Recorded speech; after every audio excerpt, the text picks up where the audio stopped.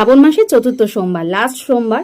আমি রানাঘাটে যেহেতু নেই তাই মন্দিরে আর যাওয়া হলো না, মায়ের বাড়িতে এসেছি। মায়ের বাড়িতে এসেই ঘরে যে শিব ঠাকুর রয়েছে তাকে ভালো করে পুজো দেবো ভাবলাম। সকালবেলা উঠে পাশের বাড়ি কাকিমার বাড়ি থেকে দুটো বেলপাতা এনে সেটা দিয়ে বেলপাতা, শুধু এবারে বেলপাতার মালা করেছি, মায়ের জন্য একটা, আমার জন্য একটা। তারপর বাবাকে ভালো করে ঘি, মধু, দুধ দিয়ে, গঙ্গা জল দিয়ে স্নান করে বাবাকে ভালো করে পরিষ্কার করে নিয়ে নিজের হাতে দিয়ে তৈরি করেছি শুধু বেলপাতার মালা।